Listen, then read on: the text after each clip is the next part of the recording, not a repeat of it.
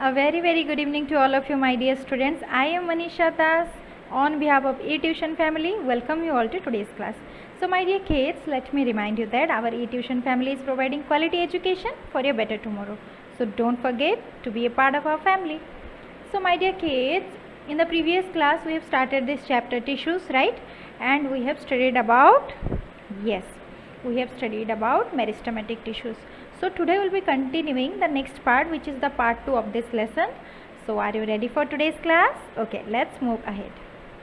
So what we will be studying today, we will discuss about permanent tissues, types of permanent tissues, simple permanent tissues and types of simple permanent tissues. Okay, so tissues are a group of cells, right, which performs a particular functions. So they were of two types. So in the previous section we have studied about the meristematic tissue, and today we will be discussing about permanent tissues and what are the different types and how they are simple or complex. If they are simple, then what are the further types, right? So I'll be discussing all of them in lot of details. Okay, so see, first comes, how are permanent tissues formed? How they are formed? We have studied that meristematic tissues divide, right? But up to a certain level, meristematic tissues take up a specific role and lose the ability to divide. Their function is to divide, but up to certain period. After certain period, they will stop dividing. Okay, they will lose the ability to divide. As a result, they form a permanent tissue. It means after that they will not divide and they form a permanent shape. Okay, तो क्या होगा, meristematic tissue का काम क्या होता है, वो divide करेगा, राइट? तो कुछ सर्टेन पीरियड के बाद, कुछ टाइम के बाद, after certain period it will lose the ability to divide. वो डिवाइड करना क्या कर देगा, बंद कर देगा. So what will happen, as a result they form a permanent tissue. फिर जो है अगर वो डिवाइड करना बंद कर देता है, it will have a permanent structure. तो उसी को हम क्या बोलेंगे, परमानेंट टिश्यू बोलेंगे. So this process of taking up a permanent shape, size and a function is called differentiation. See, जो मेरिस्टेमेटिक टिश्यू था वो डिवाइड कर रहा था, ठीक है, लेकिन डिवाइड करते करते जब वो डिवाइड करता रहता है, एक टाइम के बाद वो डिवाइड करना बंद कर देता है और क्या है, वो एक अपना परमानेंट शेप, साइज और फंक्शन बना लेता है, जिसे हम डिफ्रेंशिएशन कहते हैं, right? So after certain period of time the meristematic tissue lose the ability to divide and they take up a permanent shape, size and function. This is called as differentiation. Clear? Look, these are the permanent tissues, different types of permanent tissue about which we will be discussing in lot of details in the later slides. Okay, so let's move ahead. Now see permanent tissues. What are permanent tissue? Plant tissue that has completed its growth. It means meristematic tissue are dividing, they were growing, but after completing their growth they will stop dividing, right? And differentiation, because differentiation is, yes, taking up the permanent shape, right? So after completing their growth and after completing the differentiation, so the meristematic activity is ceased, right? It means meristematic activity क्या होती थी, cell divide करना, they used to divide. तो वो अपनी meristematic activity, it means the ability to divide will be ceased, वो क्या हो जाएगा, बंद हो जाएगा. सो उसी को हम क्या बोलते हैं, जो टिश्यू फॉर्म होता है उसे हम बोलते हैं permanent tissue. So permanent tissue can not divide. Now cells of meristematic tissue differentiate. Meristematic tissue differentiate होते हैं, फिर उससे क्या बनते हैं, permanent tissue. So meristematic tissue differentiate to form different types of permanent tissues. Clear? So see, again I am revising the full thing. Meristematic tissue, their function is to divide and help the plants to grow, right? But after certain period of time they will stop dividing because they have completed the phase of growth. So what will happen after completing the growth phase and differentiation? It means after stopping or after ceasing the activity of dividing, they will form a particular permanent shape, and this function is called as differentiation. So they have completed their growth, they have completed the differentiation. After that the structure which is formed from the meristematic tissue is called as permanent tissue. I hope this is clear. Now say, meristematic tissue was there, but after certain period of time it will stop dividing and it will take a permanent shape, which are called as permanent tissues, right? Okay, now moving ahead, permanent tissue types. What are the types? See, permanent tissue are of two types, simple permanent tissue, complex permanent tissue. Today we will be discussing only about the simple permanent tissue. So simple permanent tissue are further divided into three parts: parenchyma, collenchyma and sclerenchyma, right? And the complex permanent tissue are divided into two types. They are xylem and phloem. So today we are going to discuss about the simple permanent tissue, which are parenchyma, collenchyma and sclerenchyma. So let's move ahead and discuss about these three types of tissues in lot of details. We'll be studying how they are formed and what is their function and where they are present, right? Okay. So my dear kids, see, simple permanent tissues. Simple permanent tissues are composed of cells which are structurally and functionally similar. So basically their structure is same and their function is also same, because the cells form a tissue, right?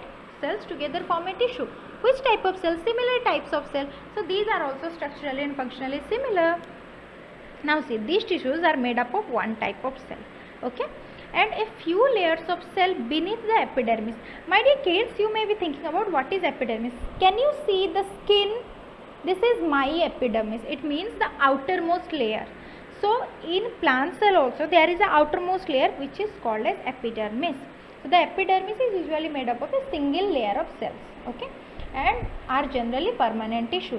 So under the epidermis, it means under the uppermost layer of the plant is the layer of cell which is simple permanent tissue.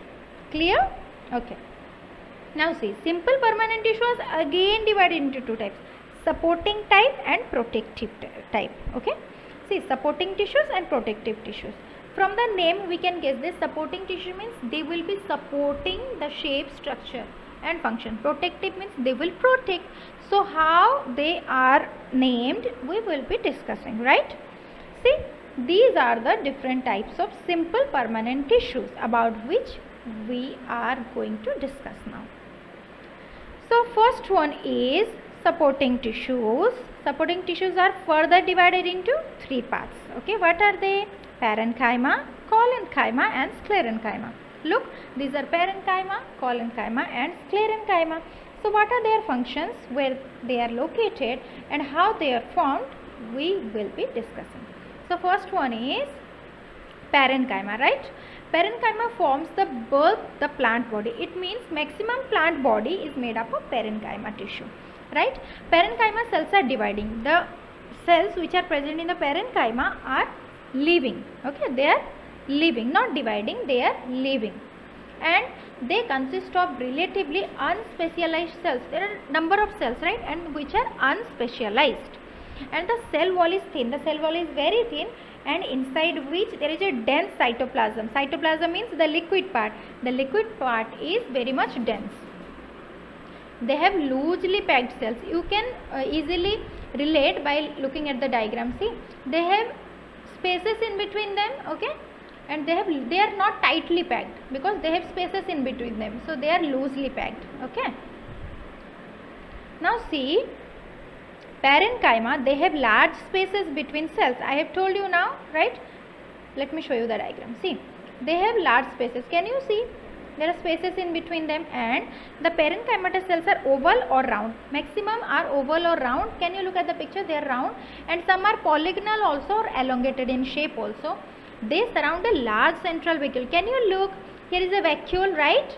So they have a large central vacuole. And occurrence, where they are found? They are found in maximum parts of the body because they form the bulk, okay. So such as stem, we can find them in stem also, roots, leaves, flowers and fruits. It means almost every part of the plant is made up of parenchyma, right? Okay. Now moving ahead, functions of parenchyma. What is the function? Parenchyma generally stores and assimilates food because it is found in every part of the body, and the different parts of the body stores the food. And parenchyma is called chlorenchyma. Parenchyma, sometimes called as chlorenchyma, when such condition applied if it is having chlorophyll. If in the leaves the parenchyma tissue is there which is containing chlorophyll, it will be called as chlorenchyma because it performs photosynthesis and chlorophyll is present, right? Now see, in aquatic plants, have you seen aquatic plants like lotus and lily? They have large air cavities present in parenchyma. So you have seen that they are the floating type. Okay, they float over the water. Why? Because inside the tissues they have large air cavities. Okay, which helps them, which make them lightweight and which helps them to float. Such parenchyma type is called as aerenchyma. So remember, parenchyma are again of two types, chlorenchyma and aerenchyma. Chlorenchyma means if it is having chlorophyll. Aerenchyma means if it is having large air cavities, right? Okay. Now, parenchyma serves as a packing tissue to fill the spaces between other tissues. We have seen that they have interstitial spaces, right? They have spaces in between them. So, helps other tissues to pack in between them, right? Then parenchyma acts as a primary support to the stem, because stems are made up of parenchyma, so it provides support because they are the supporting tissues, right? Okay. Look, chlorenchyma and aerenchyma, these are the two types. They have air spaces which make them lightweight, and see here they have upper epidermis, after that the cell is present. Okay. Now next one is functions of parenchyma. What is the function? Transport of materials occurs through cells and cell walls of parenchyma, because parenchyma generally took over, occupied the maximum parts of the plant. So it also helps in the transport of materials. And parenchyma cells are metabolically active, okay, because they are living. Their intercellular air space allows gaseous exchange, because if space is there, it becomes easy for them to exchange the gases. And parenchymatous tissues store waste product of plants. I have told you that plants need to store their waste product as in the form of tannin, gum, crystals, resins or inorganic waste. Okay. So this parenchymatous tissue only stores the waste, right? In xerophytes, my dear kids, what are xerophytes? Xerophytes means the plants which grow in the hot region. It means desert region. So have you seen, for example, cactus? Have you seen the cactus? They have green and fleshy stem in which they store the water.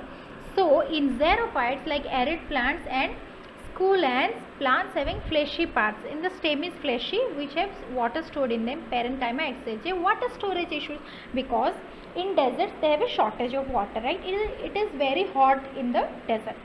So the plants have to survive there. How they will survive without water? So they have transformed their leaves in the form, it means in the stem they have a fleshy part in which they store the water, which is the parenchyma. Okay. Now look, this is the diagram, aerenchyma and chlorenchyma. Now next is collenchyma. That one is chlorine, this is collenchyma. Okay. See, tissues also consist of living cells. These are also living, but characterized by the deposition of extracellulose at the corner of the cells. Okay.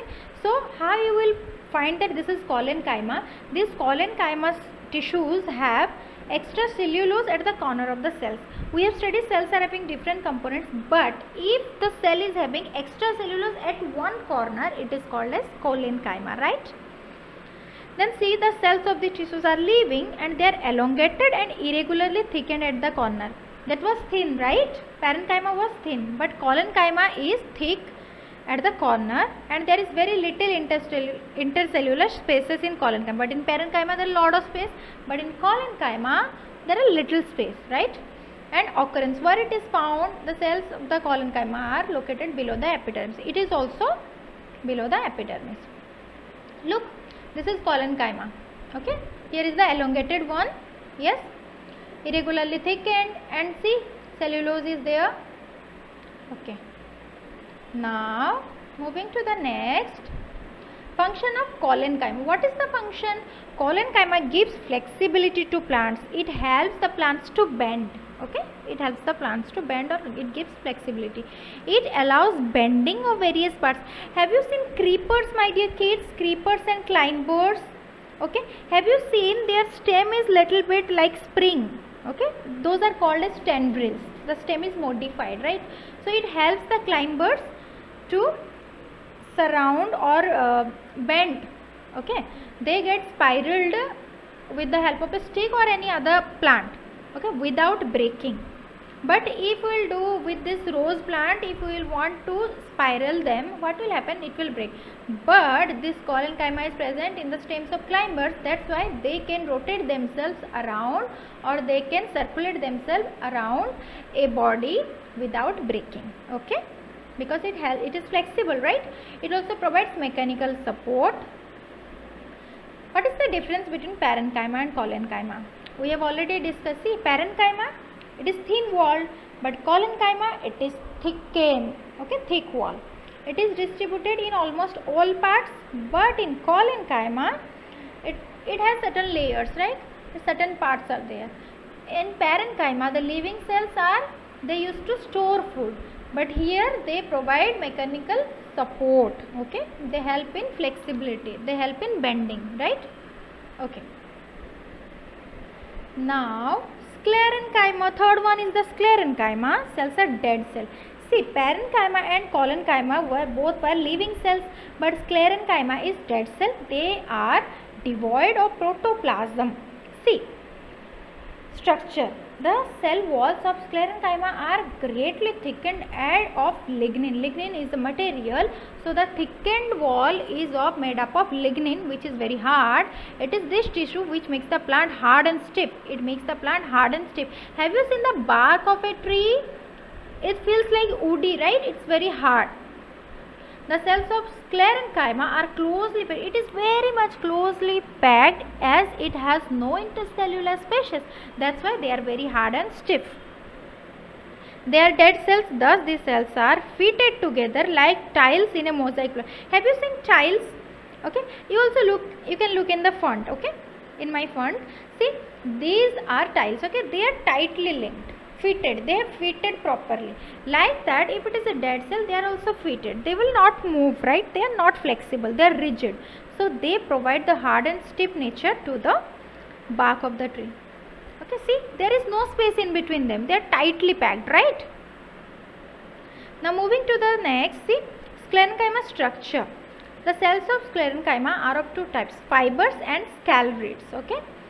See, fibers consist of very long, narrow, thick and lignified cells because they are made up of lignin, and fibers are usually pointed at both ends and clustered into strands.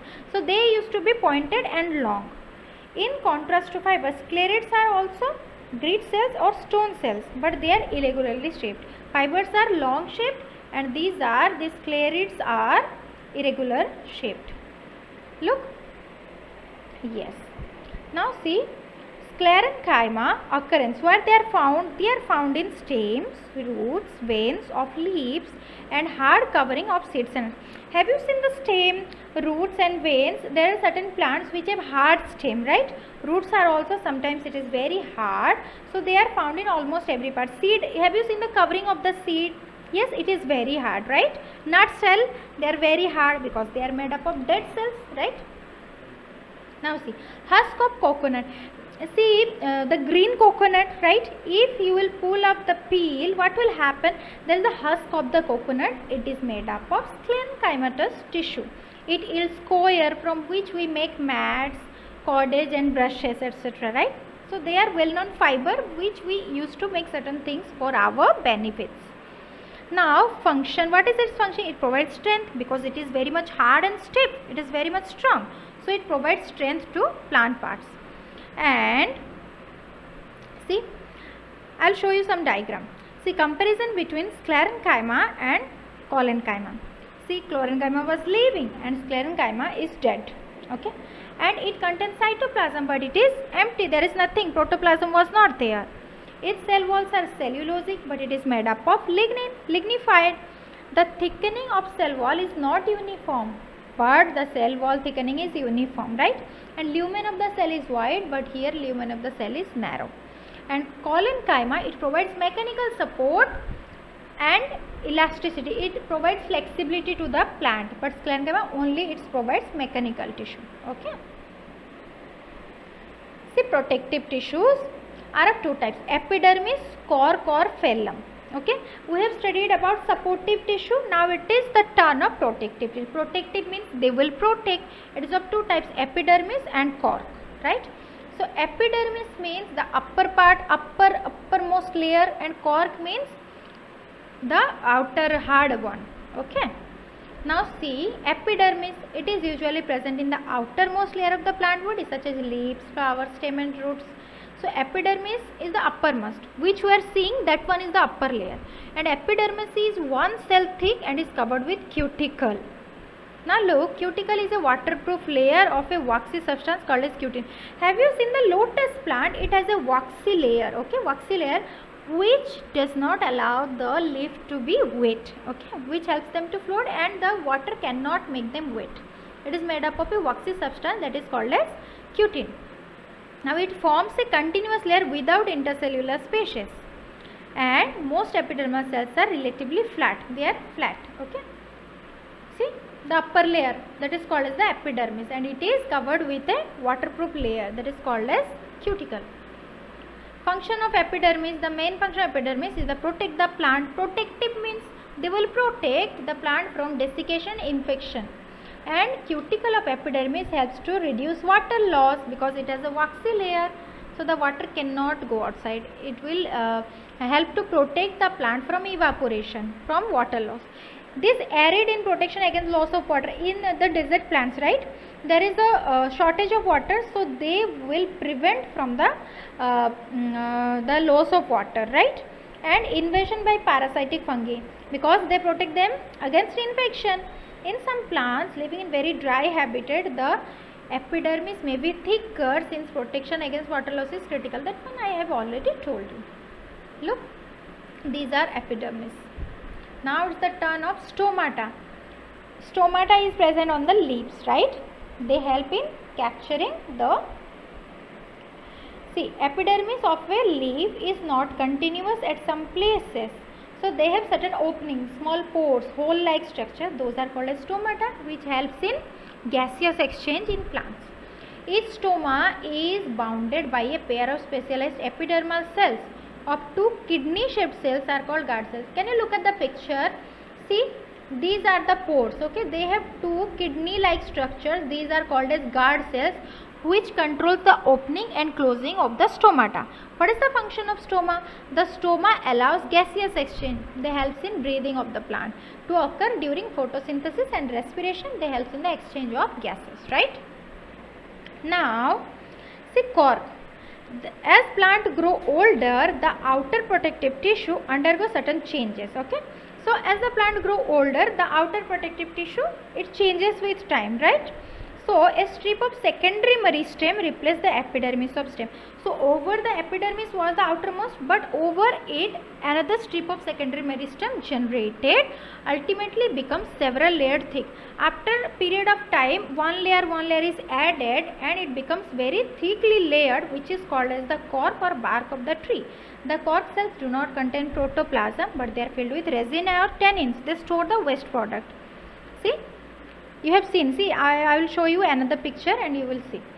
Cell of cork are dead. Okay, dead, compactly arranged without intersection. They are tightly linked.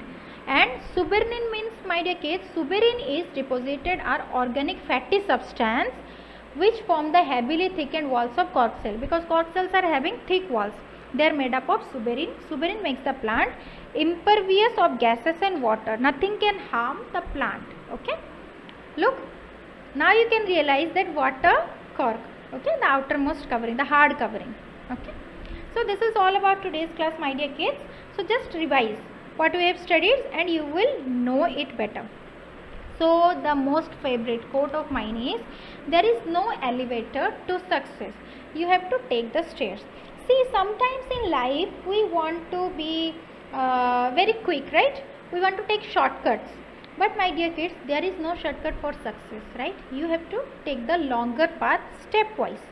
So in case you have seen, if it is a long story building, we search for lifts, right? But lift is okay, it will take you soon, but it is not good for your health, because if you take the stairs, the exercise, you have physical exercise which will make you healthy. Like that, if you will take the elevator, you will not find success. So you have to take the longer process, like you have to take the stairs. Okay, so At the last, I would like to request you just follow our channel, be a part of our eTuition family and get benefited by our online classes. Thank you, my dear kids.